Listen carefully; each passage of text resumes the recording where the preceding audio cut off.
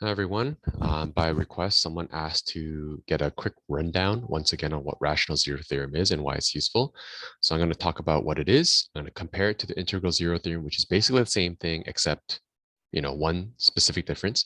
And then example 4 from page 100, I'm going to take that example from the text and sort of walk it down myself as an example of how rational zero theorem is used. Now, rational zero theorem, what is it? It's basically a theorem that helps you figure out how you can take a silly long polynomial and turn it into factor form. You're essentially looking for some kind of binomial that will divide nicely into this, leaving us with, nice, concise, clear binomials, which will help us figure out what the x-intercepts are. Okay, by looking at these brackets. That's basically it. Again, I'm not going to talk about factor theorem. I'm not talking about remainder theorem. I'm going to specifically talk about how integral theorem and rational zero and integral zero work. So if I gave you something like this, so this is off on the side. Let's say I gave you like x to the power of 3 plus 2x minus x squared, and then minus 3 or something like that. Okay. If you want to figure out what x minus b, what polynomial, what binomial, what linear binomial will divide nicely so that I get some kind of x squared, plus bx plus c or whatever. What you're going to do is take a look at the very last term, in other words, the constant term, and figure out what are all the factors of -3.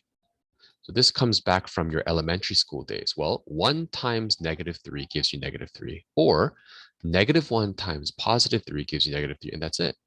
So in short, plus minus 1 is a factor of -3. Plus minus 3 could also be a factor of -3. What does that mean? It means one of these numbers, a +1, a -1, a +3, or a -3, could be the root, could be the x-intercept of this function. That's it. And that's what integral zero theorem is.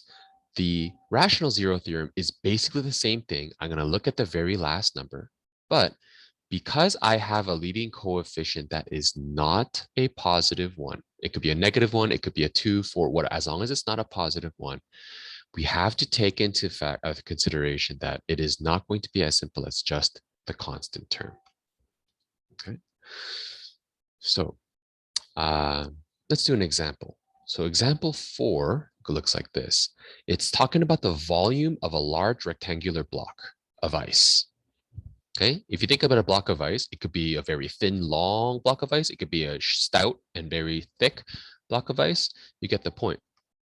So the question says the volume can be represented by this polynomial, this equation, this function, whereas x is, well, they don't tell you. It's just one of the dimensions. X could be length, width, or height. It doesn't really matter, I suppose. Determine possible dimensions in terms of x in meters that result in this volume.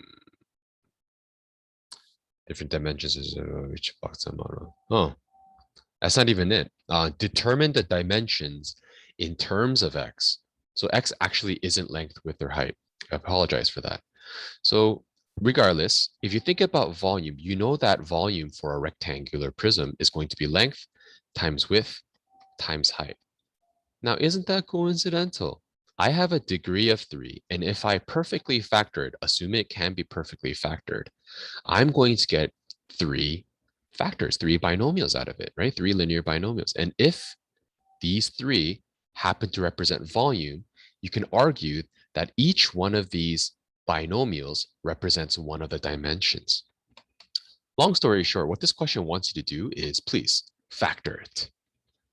Okay, I'll factor it. Can you give me one of the binomials to factor? Well, the question doesn't do that. It's up to you to figure that out. And that's where these theorems come in. Where do we start? What is a number that we can try dividing this using synthetic division or long division?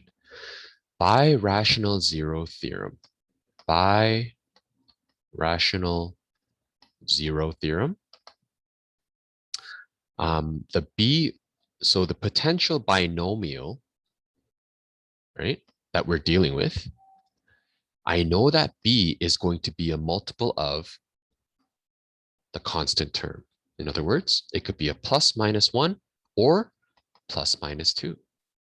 At the same time, because we're dealing with a lead coefficient that's not 1, I know that one of these binomials that we have in here, right? One of them must have the 3 as their leading coefficient. So bear with me. How that works out is when you do the rational 0, because the lead coefficient is not a 1, if the b value is a multiple of the constant term, the a value is going to be a factor of the lead coefficient, in other words, plus minus 1 or plus minus 3. And the root that we're going to work with is going to be in the form of b over OA. So put them together. B could be a 1 and a could be a 1, or b could be a 1 while a could be a 3. B could also be the negative 1 while a could be a 1. It could be, sorry, I didn't mean to write a second thing. It could be the negative 1 over the 3. B over a could be the positive 2 over 1. It could have been positive 2 over the 3. It could have been the negative 2 over the 1. It could be the negative 2 over the 3. Now you might notice that I'm not sticking negatives in the denominator. I don't have to though, because all of these covers every single possible combination. All right, think about it. I don't have to put negatives in the denominator, because if I did, negative 2 over negative 1 is the same as 2 over 1. I basically covered all possibilities by just sticking the negative ones. Okay, so I am going to test every single one of these to see if they will divide nicely. How do I check if they divide nicely and give me a remainder of 0? By remainder theorem, I'm going to plug in some number and hope that it gives me a value of 0. So let's start with the easiest one, 1. That would be 3 times 1, 2 times 1, negative 7 times 1, plus 2. Ooh, very nice. I got one. Therefore, because of this, x minus 1 is a root, is a x-intercept, you can say. Okay, I should be mathematically correct. Therefore, x equals 1 is an x-intercept. Okay, so synthetic division, I'm going to do it. 3, 2, negative 7, 2. The root is a 1. Drop it down, multiply. Drop it down, multiply. Drop it down, multiply, and drop it down. Perfect. V, therefore, can be rewritten as x minus 1, and then 3x squared. The next one number is a 5, and next number is the minus 2. I'm not done. Remember, the volume needs all dimensions. So this could be length, width, or height. I don't care. But I do know that this must be factored, and that is grade 10, grade 11, complex trinomial factoring. If you factor it correctly, you should get plus 2 and a minus 1. Yes, that's what you should get. So the 3 dimensions are x minus 1, 3x minus 1, and x plus 2. There you go. I hope that it's clear. Just to repeat, rational zero theorem is exactly the same thing as integral zero theorem. But instead of just considering what the b value could be by looking at the final constant term, you also have to know that they will be divided by all the potential factors of the leading coefficient.